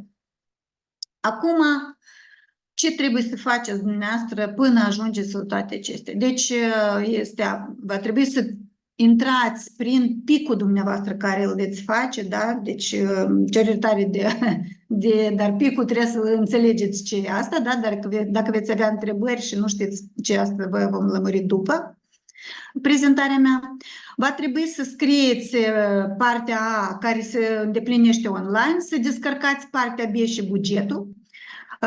Voi le descărcați pe computerul dumneavoastră. Partea B trebuie să o îndepliniți, ea nu trebuie să depășească 70 de pagini, după cum am spus, trebuie să faceți și bugetul, să-l îndepliniți și după asta ele îndeplinite le încărcați din nou. Da? Deci, după cum am spus că aplicația arată așa, dumneavoastră trebuie să fiți foarte siguri că vă referiți la anume acel call, apel de care noi vorbim, Erasmus Youth 2024 CB, asta înseamnă Capacity Building, deci fiți atenți foarte bine să aplicați în acel link care e necesar. Partea A apare cam așa, deci dumneavoastră vi se dă o pagină în care trebuie să scrieți ce aveți de scris, adică să răspundeți la acele domenii care sunt deschise pentru a răspunde, da? Tot în partea A va trebui să includeți și informația despre buget și aceasta probabil că o veți face după ce veți îndeplini bugetul acel descărcat de care noi vorbim, va fi un tabel Excel și ce ar fi bine ca să vă amintiți la ce vreau să vă atrag atenția. În exemplu de pe slide-ul acesta, Comisia Europeană vă arată că bugetul pe care dumneavoastră îl aplicați este puțin mai mare, astfel încât ca acele 80% de care noi vorbim să intre în suma respectivă. Da? Deci cred că aici va fi clar, pur și simplu din cifrele care sunt aici arătate, că bugetul dumneavoastră trebuie să nu va fi în întregime finanțat de Comisia Europeană, ci doar 80% din costurile eligibile pe care dumneavoastră le-ați propus pentru acest proiect. Și iarăși, din nou, nu poate fi mai mare decât maximum de grant care Comisia l-a arătat în apelul din anul 2024. Deci noi am vorbit despre partea B, care nu trebuie să fie mai mare decât de 70 de pagini și partea B de fapt are două, cum să vă zic, părți diferite. Ea are partea narrativă și work package-urile așa, de care v-a vorbit și Cosara. Eu foarte scurt vă voi explica despre ambele, foarte, foarte scurt. Văd că mai am încă un minut, mă stărui să termin în 5 minute prezentarea mea. Deci pachetul de lucru arată așa, Cosara v-a explicat că trebuie să fie cel puțin 3 și dumneavoastră va trebui de fiecare dată să repetați aceste, deci template-ul vă permite ca să repetați de 3 ori work package-urile, da? Deci, unul va fi pe management și coordonare, ultimul va fi pe impact și diseminare și cel puțin unul va fi pe activitățile pe care dumneavoastră vi le prezentați, da? Să știți că vi se pune întrebarea în formatul acesta, deci în formular, despre milestones, dumneavoastră nu trebuie să răspundeți, pentru tipul acesta de proiecte nu este obligatoriu, dar deliverable neapărat va trebui să scrieți ce înseamnă deliverable și Cosara v-a explicat ce înseamnă acest lucru. Mai mult decât atât, va trebui să vă limitați doar la 10, maxim 15 deliverable și în mare parte dacă să fiți foarte atent cu posibilitatea de a alege între date publice și date sensitive. Dacă dumneavoastră vreți să publicați nume de persoane, fotografii, în cazul dat, evident că trebuie să alegeți sensitiv, deoarece conform politicii de data protection, da, trebuie să fiți foarte atenți cu această informație. Veți vedea acolo și așa un tabel, dumneavoastră nu trebuie să-l scoateți din formular, dar nici nu trebuie să vă speriați de el, nu trebuie să-l completați pentru tipul de acesta de proiect, el nu se completează. Și, deci, în momentul în care dumneavoastră veți descrie partea B, să știți, în momentul în care va trebui să-l încărcați, dacă treceți limita respectivă, deodată să aveți așa o avertizare. Va trebui să scurtați prezentarea dumneavoastră Încă o dată vă amintesc de criterii și aici vă arăt partea narrativă a aceluiași formular care este structurat după cele 4 criterii. Relevanță, calitatea designului proiectului, calitatea parteneriatului și impact. Pentru relevanță, dumneavoastră în partea narrativă trebuie să răspundeți la aceste puncte 1.1, 1.2 și 1.3. Nu merg în detalii aici, doar că vă spun despre need analysis, Cosara v-a explicat foarte multe detalii ce înseamnă acest lucru. Doar să răspundeți scurt și clar la fiecare din aceste întrebări. Asta ce vă recomandăm noi la partea dată. În project design, din nou, i-a explicat foarte mult. Logical framework, ignorați aceste cuvinte, da? Deci va trebui să descrieți metodologia. Încă o dată, Cosara a explicat acest lucru foarte, foarte clar și eu doar vă arăt care sunt compartimentele care trebuie să fie descrise ca parte narrativă. A treilea criteriu, parteneriat și cooperare. Iată, aveți doar aceste 2 compartimente de descris și ultimul compartiment, impactul, asta e toată partea narrativă. Bugetul, dacă vorbim de buget, asta e prima pagină a tabelului Excel în care dumneavoastră aveți o explicație, instrucțiuni foarte clare despre cum și ce faceți, cum îndepliniți acel buget. Vă atrag atenția doar că XLS-ul, adică acel Excel-ul, va fi creat doar după ce dumneavoastră veți insera denumirea colului, acela luați, fiți atenți, aici să fiți foarte atenți, să luați din Funding Attendor Opportunity, portalul dumneavoastră treceți prin PIC number, da? Deci acolo este publicat numele colului, acronimul proiectului dumneavoastră. Acronimul asta înseamnă că acea denumire scurtă a proiectului dumneavoastră este una lungă, care o denumiți foarte lung, dar este una ca să fie start sau use sau cum doriți dumneavoastră foarte scurt să-l numiți ca el să fie foarte recunoscut. Deci scrieți din acronimul proiectului. Aici scrieți maximum grant amount, aici este 300.000 și maximum cofinanțe 80%. E scris double click, deci totul este destul de intuitiv și atunci se va forma, anume se va genera acel XLS, acel Excel tabel, dar fiți atenți că dumneavoastră va trebui să îndepliniți și tipurile de salariați pe care le veți avea în acel proiect și veți vedea de ce anume, da? Veți avea încă o pagină în acel XLS tabel în care va trebui să adăugați beneficiarii și pachetele de lucru, tot destul de simplu, adăugați beneficiar, să adăugați work package, puteți dacă greșiți să scoateți beneficiarul, dar important este că să apăsați pe acest Apply Changes și dacă apăsați pe Apply Changes, ce veți obține la urmă? Veți obține așa un tabel în care veți observa că aveți punctele de cheltuieli deodată pentru primul work package. În momentul în care veți adăuga a doilea și a treilea, veți avea mai jos work package 2 și work package 3 și în momentul în care veți adăuga beneficiarul 1, beneficiarul 2, veți avea aici colonițele adăugătoare pentru fiecare beneficiar. Deci nu este deloc complicat lucrul acesta să-l faceți.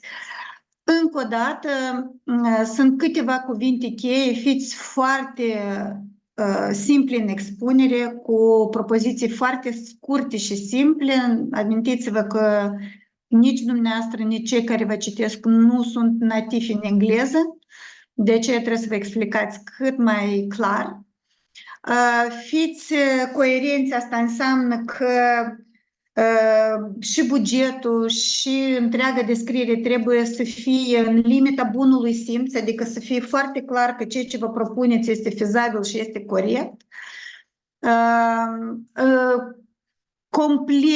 complet, asta înseamnă că de simplu n-ar fi sunat, răspundeți la fiecare întrebare. Nu răspundeți printr-un abzaț foarte mare la toate întrebările odată. Răspundeți în fiecare abzaț să fie răspuns la fiecare întrebare în ordinea în care sunt puse întrebările. Aici, din nou, încă o dată, o repetare care este importantă pentru dumneavoastră și dumneavoastră veți primi aceste prezentări, câteva linkuri utile, coordonatele noastre, puteți să oricând să ne telefonați, să ne întrebați.